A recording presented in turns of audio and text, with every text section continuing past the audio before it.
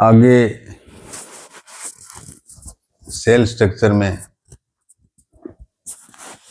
DNA को लेते हैं। आज किंग से मिलेंगे भाई। ड्राइंग रूम में बैठे थे अपने, क्रोमोसोम में बैठे थे। अब क्रोमोसोम में ये पढ़ा था आपने कि नाइट्रोजन के बेस जो है डीएनए और हिस्टोन्स और मैट्रिक्स था क्रोमोसोम के अंदर, और पेलिकल से घिरा हुआ था। ड्राइंग रूम में बैठे थे। अब अपने आगे किंग डीएनए। ये आरएनए और डीएनए नाम कैसे पड़ा? शुगर के बेस पर जब क्लासिफिकेशन करते हैं, शुगर के बेस पर कौन सी शुगर? 5 कार्बन की। दोनों डीएनए और आरएनए दोनों में 5 कार्बन की शुगर है। मणिया जो है 5 कार्बन का है। यानी कहने का मतलब है कि डीएनए में भी 5 कार्बन शुगर है, आरएनए में भी 5 कार्बन शुगर है। आर का मतलब राइबोस, एक क्लासिफिकेशन में ये हो गया। और दूसरा जो पार्ट है इस क्लासिफिकेशन का शुगर के हिसाब से, मैंने बताया था ना आपको कि रिंग के अंदर एक जो 5 की रिंग शुगर की है, उसमें एक जगह ऑक्सीजन कम होता है, इसलिए उसको कहते हैं डीऑक्सी। तो वो शुगर हो गई डीऑक्सी राइबोस। वो एनए का मतलब है न्यूक्लिक एसिड 5 प्रकार के अपने पढ़ाई हैं। एडेनिन, थायमिन, गुआनिन, ये सब पढ़े हैं ना, यूरासिल, ये सब। तो अब राजा के बारे में पढ़ते हैं कि क्या है ये भाई। सबसे पहले क्लासिफिकेशन हो गया शुगर के बेस पर। नाइट्रोजनिक बेस के ऊपर तो 5 मणिये बने थे, हमने 5 बीड्स बने थे। और इसके शुगर के बेस पर क्या है कि 2 आरएनए और डीएनए। इस डीएनए के अंदर डीऑक्सी राइबोस न्यूक्लिक एसिड में 1953 इसमें तो भारत आजाद हो चुका था। 1953 में वाटसन और क्रिक दोनों ने मिलकर एक मॉडल पेश किया दुनिया के सामने कि भाई डीएनए ये है। थोड़ा नीचे अपने बनाया है। वाटसन और क्रिक ने 1953 में अपना एक मॉडल पेश किया जिसको वाटसन एंड क्रिक मॉडल कहा गया। और इस मॉडल को एक्सरे के नीचे डीएनए को लेकर जो चित्र बनाए, एक्सरे डिफ्रैक्शन, वो काम विल्किंस ने किया। विल्किंस ने एक्सरे डिफ्रैक्शन से उस मॉडल के चित्र बना के बता दी। मतलब इनका काम और भी पुख्ता कर दिया इसने। तो तीनों का योगदान हो गया डीएनए का स्ट्रक्चर बताने में। तो कुल मिलाकर इस मॉडल में सामने ये आया कि मणियों की माला है। 5 मणिये, कल अपने नाइट्रोजन बेस से 5 मणिये जो तैयार किए थे, थायमिन का, गुआनिन का, यूरासिल का, साइटोसिन का, जो तैयार किए थे 5 मणिये, वो मणिये इस तरह से लगे रहते हैं। ये मणिये ये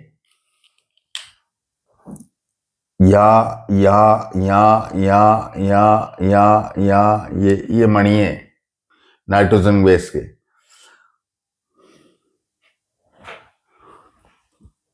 ये धागे हैं। मणिये मतलब जो ये लंबी जो लाइनें खींची गई है, जो एक नेशन ने किया, स्टेयरकेस के जो डंडे हैं वो मणिये हैं। ये जो डंडे हैं वो मणिये हैं। और ये जो मणिये हैं ये जुड़ते हैं शुगर से, डीऑक्सीराइबोस शुगर से जुड़े हुए ये तो 5 टाइम के, मान लो इसको कोई लाल, पीला, हरा, इस तरह से ये बीड्स हो गई। और ये एक रस्सा बन गया। एक कहने का मतलब एक लंबा एक रस्सा बन गया। एक स्ट्रिंग बन गई, रस्सा बोल दो, स्ट्रिंग। तो ये जो स्ट्रिंग है वो अकेली नहीं है, डीएनए के अंदर 2 स्ट्रिंग है। दो स्ट्रिंग है डीएनए में, जैसे ये दो स्ट्रिंग है डीएनए की, दो, तो एक का सिरा, इसको मान लो किनारा 3 नंबर खाली मान लो।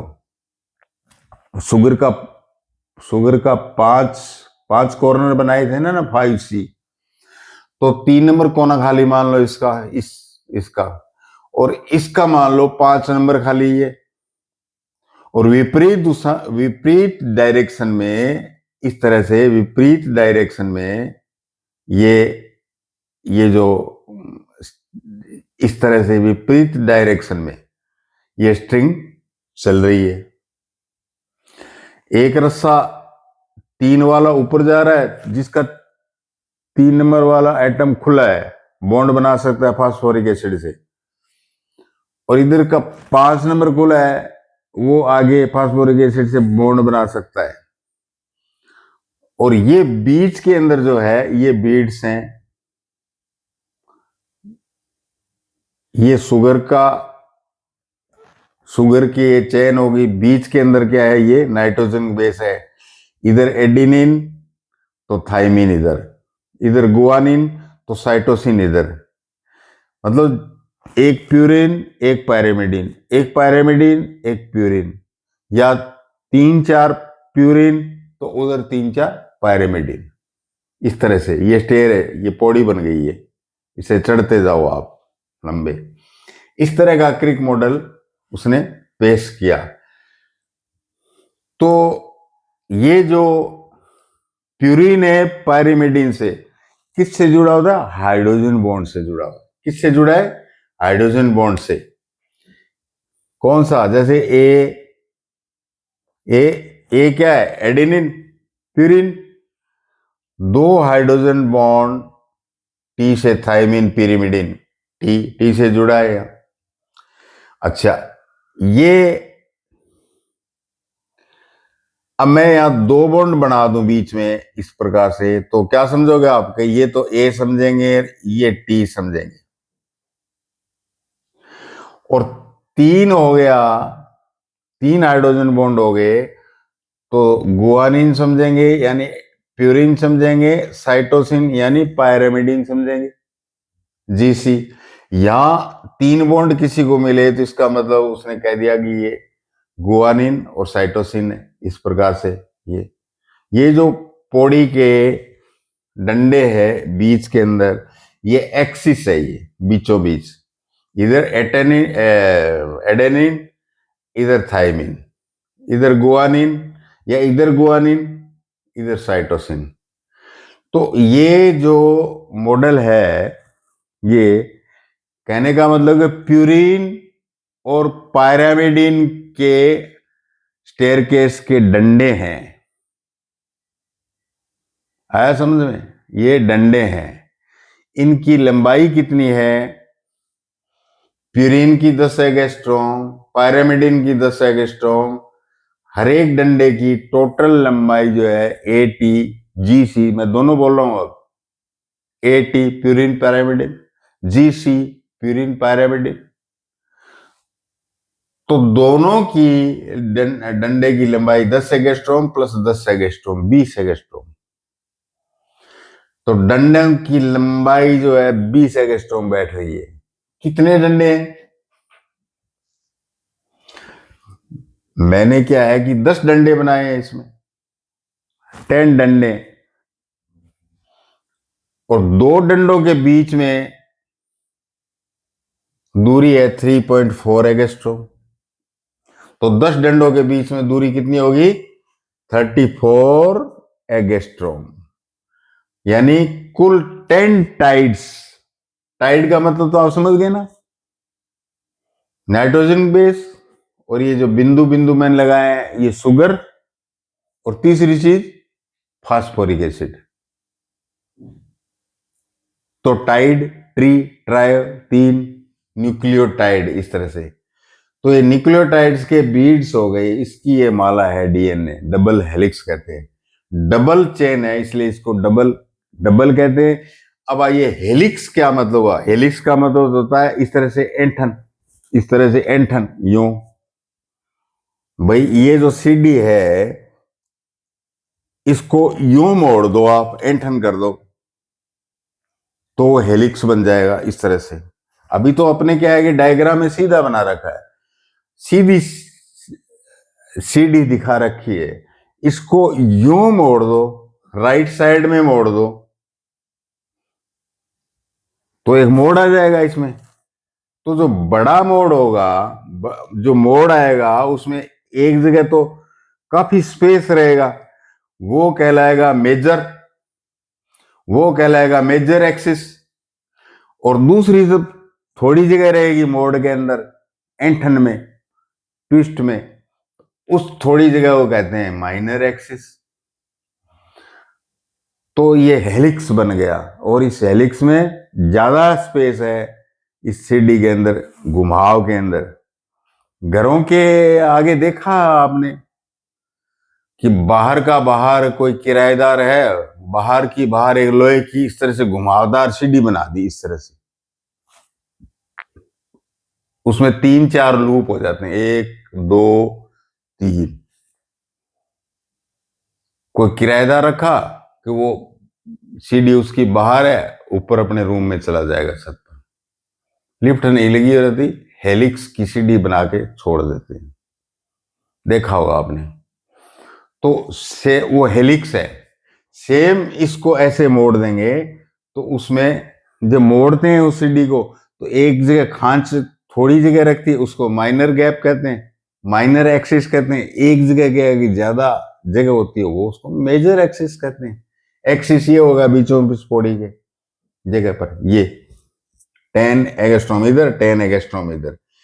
तो यदि राइट साइड में मुड़ा होगा तब डीएनए को हम क्या कहते हैं, राइट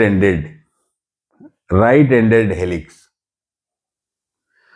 और यदि ये थोड़ी टेढ़ी मेढ़ी मुड़ी हो, लेफ्ट में और मुड़ी हो, लेफ्टी, जैसे कहते हैं ना बैटिंग करते थे लेफ्टी, कि बॉल इधर ज्यादा मारेगा इधर नहीं मारेगा, तो लेफ्टी, डीएनए भी लेफ्टी है। डीएनए यदि इस तरह से मुड़ जाए, लेफ्ट की साइड से मुड़े शुरू में, तो टेढ़ा मेढ़ा मुड़ेगा, और जेड की तरह से होगा टेढ़ा मेढ़ा इस तरह से। तो इसलिए इसका नाम भी left handed DNA, lefty DNA का नाम भी क्या है कि जेड डीएनए कह दिया। जेड डीएनए क्या है, बोले लेफ्टी है, क्योंकि ये इसकी जो एंटन है, जो इसका जो हेलिक्स है, ये टेढ़ा मेढ़ा है इस तरह से। 2 स्टेयर में इसकी 20 एंगस्ट्रॉम दूरी थी, 20 एंगस्ट्रॉम। जेड डीएनए में क्या है कि ओनली 18 है, 2 एंगस्ट्रॉम की कमी होगी। तो लेफ्टी और राइट हैंडेड जो डीएनए, उसका अंतर बता रहा हूं मैं।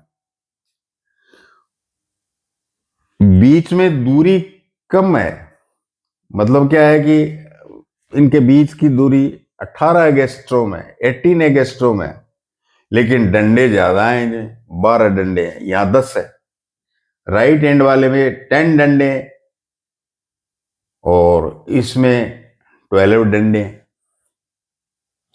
तो ये इस तरह का मॉडल जो है, एक एंठन में, एक लूप में, एक मोड़ में, एक लूप में, एक एंठन में कितनी दूरी में पूरा होता है एक लूप, एक एंठन कि 34 एंगस्ट्रॉम में।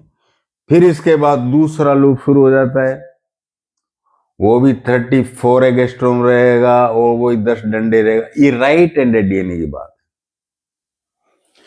लेफ्ट हैंडेड डीएनए की कि 18 एंगस्ट्रॉम की बीच की दूरी है डंडों की, और दूरी उतनी रहेगी 34 एंगस्ट्रॉम। एक लूप में 12 डंडे यानी 12 डंडे, और 18 एंगस्ट्रॉम की दूरी बीच में, दोनों प्यूरिन पैरामिडिन। ये था वाटसन और क्रिक का मॉडल। तो समझता हो कि एक्सिस समझ गए होंगे आप, एक्सिस किसे कहेंगे, और ये डंडे जो स्टेयरकेस पर चढ़ते हैं ये क्या है, ये प्यूरिन पायरिमिडीन या पायरिमिडीन प्यूरिन इस तरह से है। और जो प्यूरिन होता है, जो प्यूरिन होता है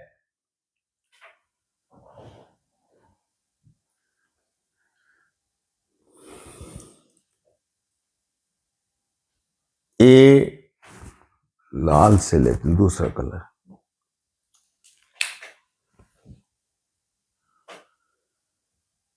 एडेनिन, ये पायरिमिडीन थायमिन, और सी साइटोसिन और जी प्यूरिन। प्यूरिन इधर कर दिया आपकी बार अपने, ये साइटोसिन। एडेनिन जो प्यूरिन होता है वो बाईसाइक्लिक होता है, दो रिंग होती है इसमें, 9 और इधर इसके 6, इधर 6 इधर 9, 2 साइकिल 1 साइकिल जुड़ेंगे, 2 साइकिल 1 साइकिल जुड़ेंगे। तो डंडों की दूरी क्या है कि ऊपर ने नेचर ने ऐसे बनाया है कि 10 एंगस्ट्रॉम यानी 20 एंगस्ट्रॉम ही रहेगा, 20 एंगस्ट्रॉम ही रहेगा। ये नहीं कह रहे यार 2 रिंग वाले 6 और 5 9 11, 9 नहीं 11 बड़ी होगी। तो ये बड़ी होगी तो इसका मतलब है कि 10 एंगस्ट्रॉम की जगह 12 एंगस्ट्रॉम उड़ाएगा ये। नहीं नहीं नहीं नहीं, क्योंकि फिर इधर 6 वाला आ जाएगा, उधर 11 वाला आ जाएगा, इधर 11 वाला आएगा, इधर 6 वाला है, तो दूरी तो 20 एंगस्ट्रॉम में रहेगी ना।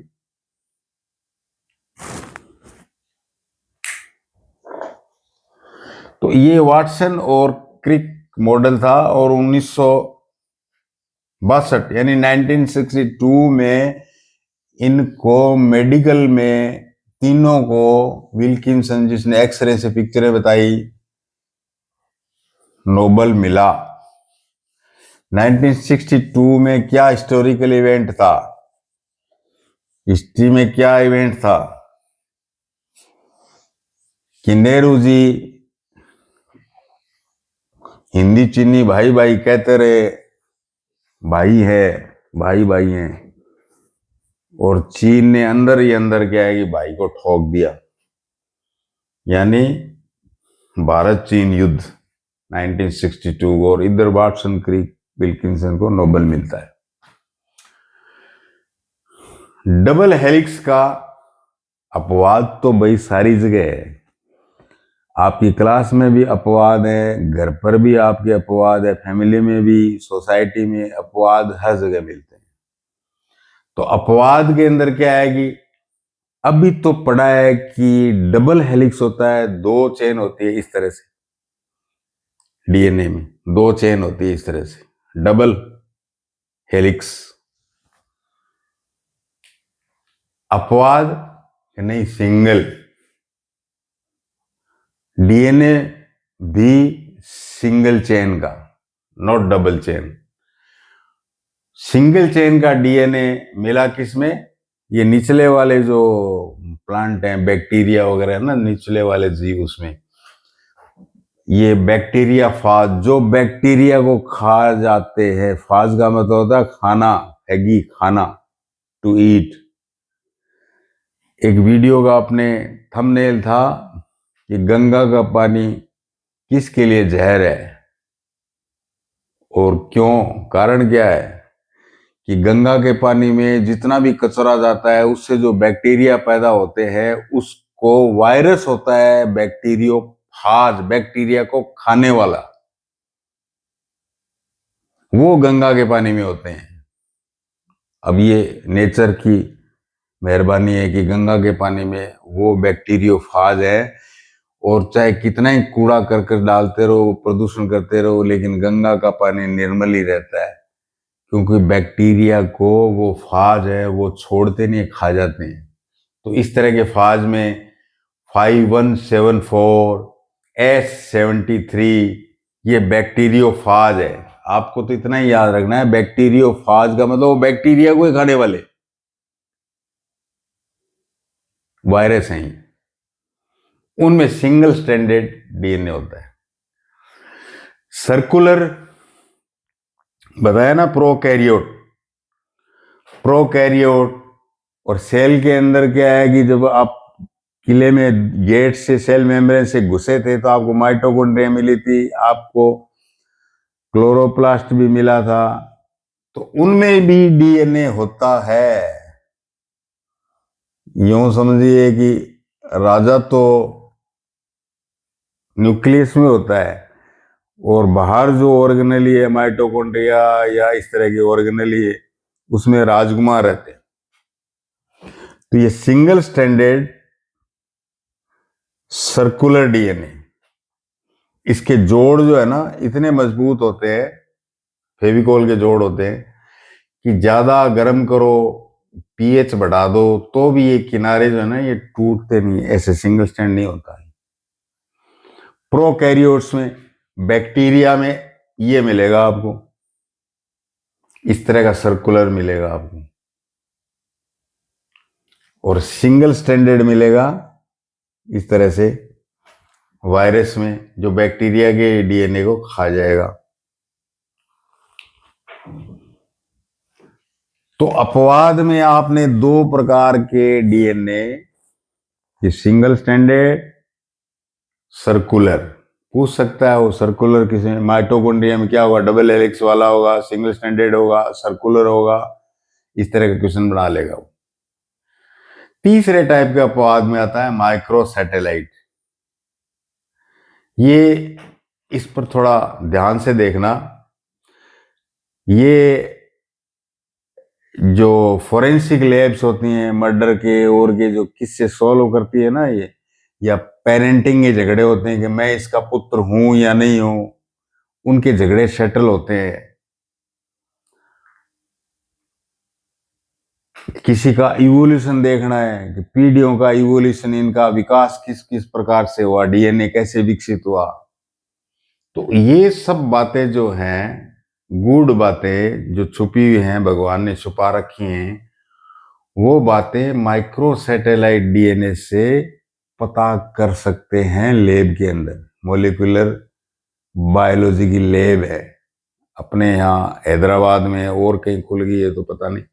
सैंपल वहां भेजते हैं, वो बता देता है कि ये इसकी संतान है या नहीं।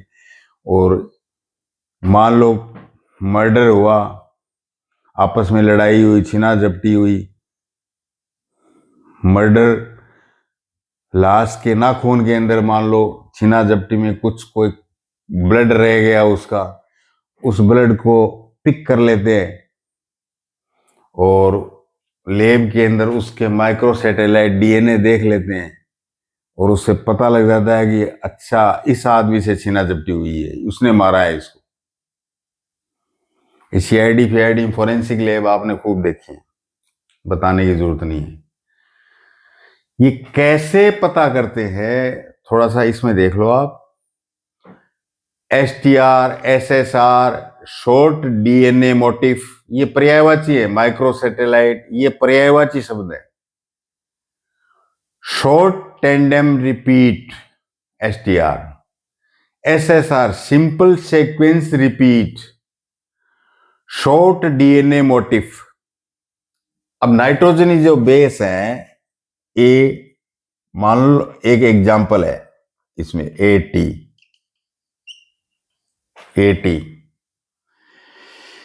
ये हर डीएनए में, हर जीव के अंदर, हर चीज में हर स्पीसीज में अलग अलग रूप से सेट होगा। ये सीक्वेंस रिपीट होगा कि ये अकेला भी हो सकता है, और 6 तक। इसको अपने जीसी, जीसी, एटी, 4 का कर लेते हैं कि ये जो 4 की जो मोटिफ है, मोटिफ का मतलब कनेक्टेड समझिए आप, मोटिफ का मतलब, तो ये जो 4 का जो कनेक्शन है, ये क्या है कि मान लो एक्स के जीन में ये 4 बार बार दिखाई दे रहे हैं, और ये क्या है कि 4 जो ये मोटिफ है ये डीएनए का 4 का, जो 1 से 6 तक होता है। पहले अपने 1 लिया था, अब 4 ले लिया। अब क्या है कि ये 100 तक आगे और गिनेंगे, 4 के बाद में 5, 6, 7, कहीं भी 22 पर, 23 पर, 24 पर, 26 पर, 27 पर, 5 से 26 तक तो क्या आएगी, ये ऐसे चलेंगे उलट सुलट। 27 के बाद फिर ये 4 फिल्म आ जाएगी, ये 4, 27 और 4 31, 31, फिर क्या आएगा, ऐसे उलट सुलट चलेंगे। फिर क्या आएगी वो फिर 31 के 27 के बाद में फिर वो सीक्वेंस आ जाएगा इस तरह का। तो पता लग जाता है कि ये जीव का जो सीक्वेंस है रिपीट कितने कितने बार होता है, कितना है ये मान लो ये फिर रिपीट हो गया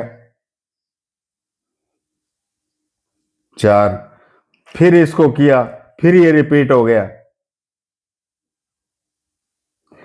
ये gene mapping, evolution, parenting, forensic यानी अपराध कार्यों में फोरेंसिक, इन सब के अंदर क्या है कि ये STR SSR short DNA motif काम में आता है।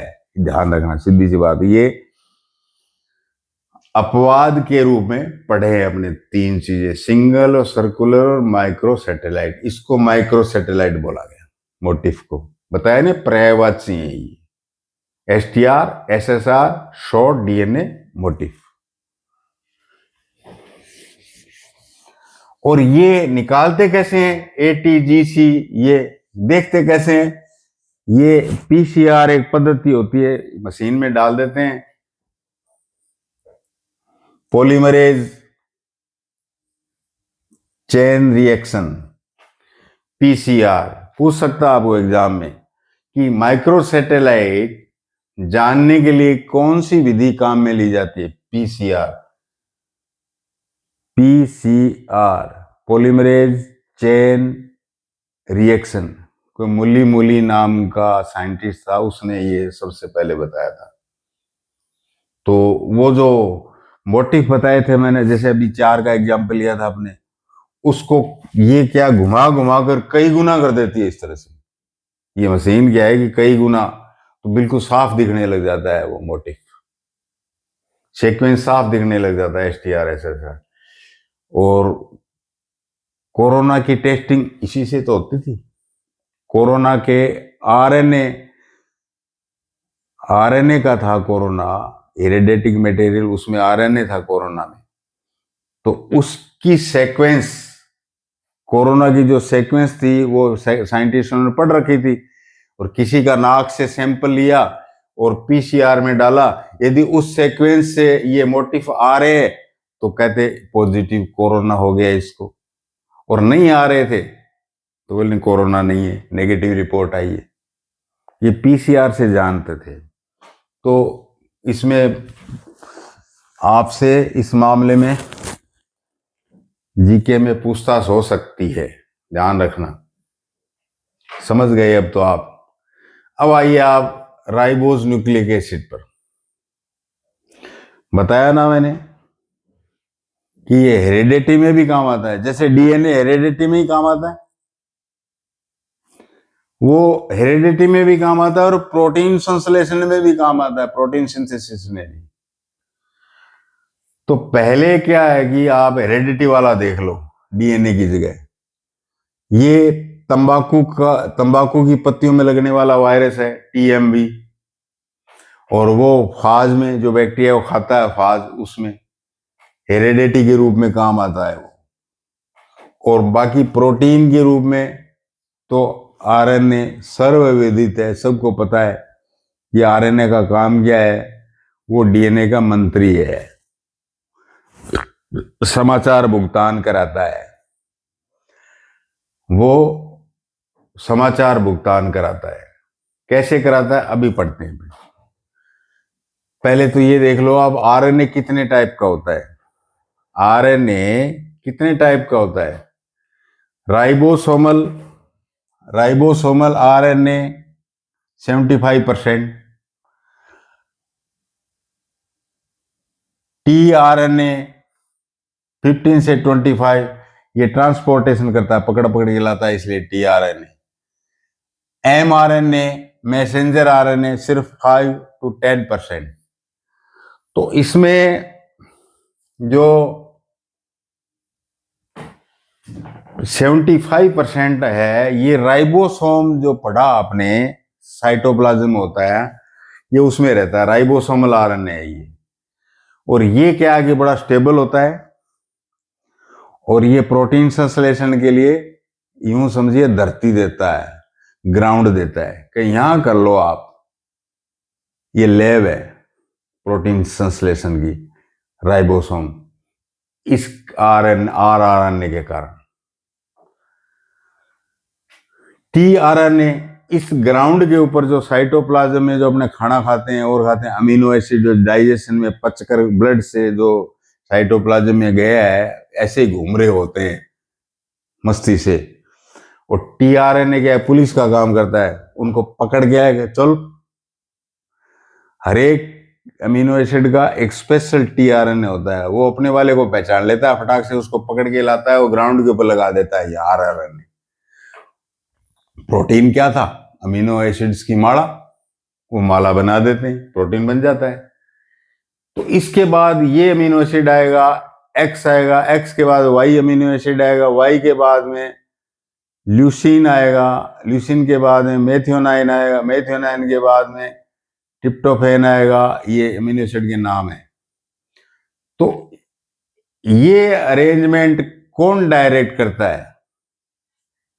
ये एमआरएनए जो है, ये डीएनए की कॉपी बनाकर आता है, न्यूक्लियर पोर से बाहर आता है कि भाई राजा ने ये समाचार दिया है, ये समाचार है मेरे ऊपर लिखे हुए। और ये एमआरएनए इस राइबोसोम के ऊपर आ जाता है, और इन कोड के हिसाब से ये टीआरएनए जो पुलिस है, जो यहाँ अमीनो एसिड घूम रहे हैं, उनको पकड़ पकड़ के ये टीआरएनए यहां ले आता है, और एक प्रोटीन की चेन बन जाती है इस तरह से। और वही प्रोटीन एंजाइम है। एंजाइम कितने काम आते हैं, बायोकैटालिस्ट है, पता आपको? तो टीआरएनए सबसे छोटा और सबसे कम उम्र मैसेंजर आरएनए की, तो ये चिपका लेता है, अमीनो एसिड को पकड़ लेता है, इसलिए इसको अडाप्टर आरएनए कहते हैं। वो मैसेंजर मैसेज लाता है, इसलिए मैसेंजर आरएनए। सबसे पहले जैकब और मोनार्ड ने इसकी खोज की थी ये। और ये टीआरएनए जो है ना, 2D में क्लोवर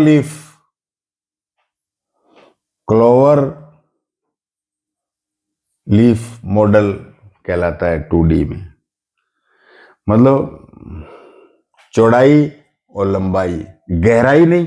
गहराई में तो फिर 3 डायमेंशनल हो जाएगा, 3D हो जाएगा। तो ऊपर से गहराई में भी एक लूप वगैरह होते हैं टीआरएनए के, लेकिन ऊपर से सामने से देखने से ये क्लोवर लीफ जैसा लगता है। मतलब ये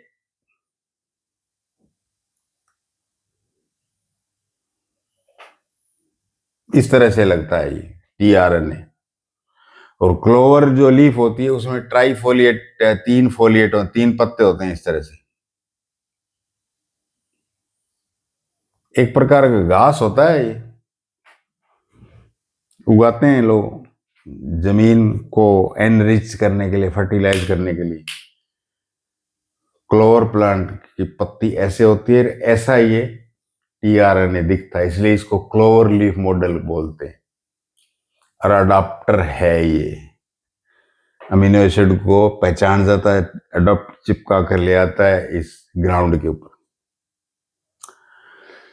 अब बार बार ये आपने नाइट्रोजन बेस को तो पढ़ लिया, और न्यूक्लियो प्रोटीन कितनी बार किया, उस प्रोटीन का तो नाम ही नहीं आया अभी तक। नाइट्रोजन बेस तो खूब पढ़ लिए। स्टोन प्रोटीन अपने नाम लिया था। स्टोन प्रोटीन 5 प्रकार के होते हैं। मान लो कि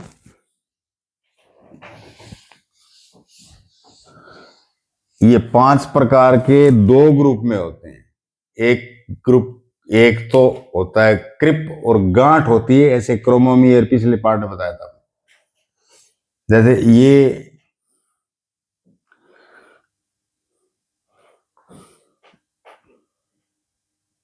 ये डबल चेन है डीएनए की, डबल हेलिक्स। और इसके ऊपर क्या है कि ये गोल गांठ जो है ना, ये क्रिप, इसको H1 कहिए आप। H1 स्टोन, H मतलब स्टोन एक। और इससे इस तरह से धागे निकलेंगे और ये एक पीछे और एक इधर, 4, फिर एक, फिर 4। तो इस तरह से ये बीड्स बन जाती हैं। यहाँ इनको क्रोमोमियर कहा था ना, क्रोमोमियर्स, मियर्स मतलब गांठ। तो ये जो 4 की जो ये गांठ बनती है, ये H2A, H2B, H3, H4 नाम से इन गांठों को जाना जाता है और इनको क्रोमोमियर्स कहते हैं। ये बात है।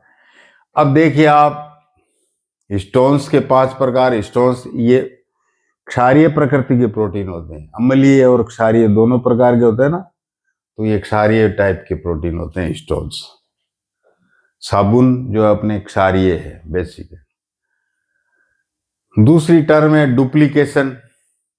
जब डिवीजन होता है सेल का तो डीएनए डबल होता है। बनाया था ना, क्रोमेटिड मोटे छोटे हो जाते हैं, 2 हो जाते हैं क्रोमेटिड। वो डीएनए से डीएनए बनता है डबल, डीएनए की कॉपी। ट्रांसक्रिप्शन, ट्रांस का क्या मतलब होता है? ट्रांस का शब्द आ रहा है ट्रांसफर, ट्रांसडेंट, ट्रांसपोर्ट। मतलब क्या हुआ? यात्रा या परिवहन, एक जगह से दूसरी जगह। ट्रांस स्क्रिप्ट, स्क्रिप्ट, स्क्रिप्ट तो पता है आपको, फिल्म की स्क्रिप्ट, कहानी लिखना, स्क्रिप्ट मतलब लिखना। तो ट्रांसक्रिप्शन, ट्रांसक्रिप्शन ये क्या करता है कि जो डीएनए का जो मंत्री आरएनए, वो कहता है कि मेरे से छाप ले तू। डीएनए कहता है मेरे से छाप ले। मैसेंजर आरएनए छाप लेता है और वो बाहर आता है। ये प्रोसीजर जो छापने वाला है, इसको डीएनए से आरएनए में छपाई, इसको ट्रांसक्रिप्शन कहते हैं। रिवर्स, रिवर्स भी होता है। कई बार मंत्री राजा बन जाता है। कई बार मंत्री जो है वो राजा बन जाता है और डीएनए अंडर में आ जाता है। तो फिर वो आरएनए से, आरएनए राजा है यहां, तो डीएनए छापेगा। डीएनए मंत्री का काम करेगा। तो इसको कहते हैं रिवर्स ट्रांसक्रिप्शन। ये इस तरह की बदमाशियां किसमें होती हैं जो दुनिया में आज तक ताबे नहीं आया है? कौन सा? रिट्रोवायरस, एड्स का जो वायरस है, रिट्रोवायरस, वो उल्टे उसने राजा को नीचे दबा रखा है। Retrovirus, HIV, human deficiency virus, AIDS का जो है। ट्रांसलेशन, ट्रांसलेशन तो भाई हिंदी को अंग्रेजी में, हिंदी। अब इसके ऊपर जो भाषा छपी है ट्रांसक्रिप्शन में, mRNA के ऊपर पूछ लेगा वो ट्रांसक्रिप्शन में कौन सा आरएनए काम आता है। तो mRNA के ऊपर जो भाषा छपी है उसको ट्रांसलेट करेगा, उसके हिसाब से अमीनो एसिड को जचाएगा। कौन सा? टीआरएनए, क्लोवरलीफ वाला। ये प्रोटीन संश्लेषण में काम आता है ट्रांसलेशन। अमीनो एसिड में ट्रांसलेट कर दिया जो भाषा थी उसको। तो पूछ लेगा ट्रांसलेशन में कौन सा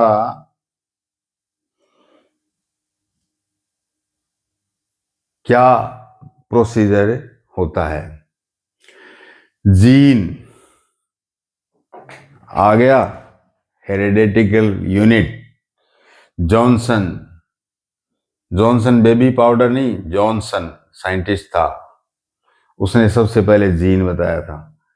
तो जीन, जीन की लंबाई ज्यादा भी हो सकती है, कम भी हो सकती है, यहां तक हो सकती है, इस तरह से। ये है तो डीएनए का खंड ही, डीएनए का सेगमेंट ही तो है जीन। तो यदि इसमें मान लो खाली ए किसी कारण से ये जो नाइट्रोजन बेस एडिनिन है ये जी में गुआनिन में बदल गया, कोई पेस्टिसाइड का खाना खाने से या और करने से, या कोई अल्ट्रावायलेट से, या एक्सरे में ज्यादा रहे, तो डीएनए के जीन क्या है, ए में जी में बदल गया, तो ये जीन ए का जो सबसे छोटा टुकड़ा हुआ है, इस सबसे छोटे टुकड़े को कहते हैं म्यूटॉन। म्यूटॉन मतलब म्यूटेशन हो गया भाई, ए की जगह जी चढ़ गया, म्यूटेशन हो गया, म्यूटॉन। और फंक्शनल सिस्टोन, जैसे मान लो यहां से लेकर एक ये काम आ रहा है टुकड़ा डीएनए का शुरू कर रहा है, एक ये काम आ रहा है, तो यहां तक जो सारा जो ये टुकड़ा है जीन का, ये इंसुलिन हार्मोन बना रहा है। इंसुलिन क्या बना रहा है? इंसुलिन हार्मोन बना रहा है।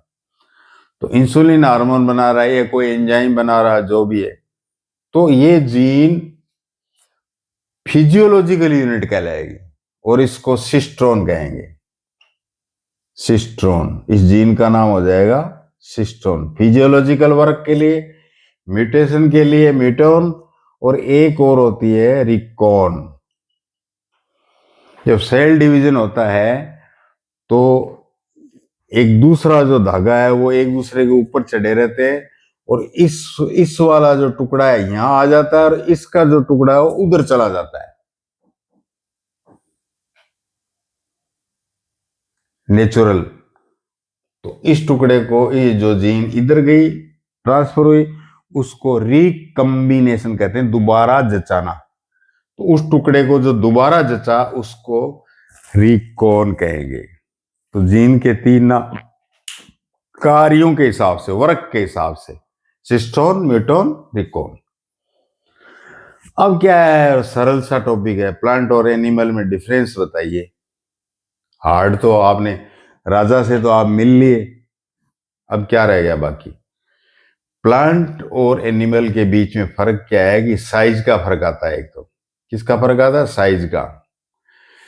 प्लांट तो जिंदगी भरी बूढ़े नहीं होते, बढ़ते ही रहते, बढ़ते ही रहते, इनडेफिनेट ग्रोथ, साइज इनडेफिनेट, ये फिक्स है। जैसे आदमी ज्यादा से ज्यादा कितना होगा, 6.5 फुट का हो जाएगा, उसके बाद में तो नहीं बढ़ेगा।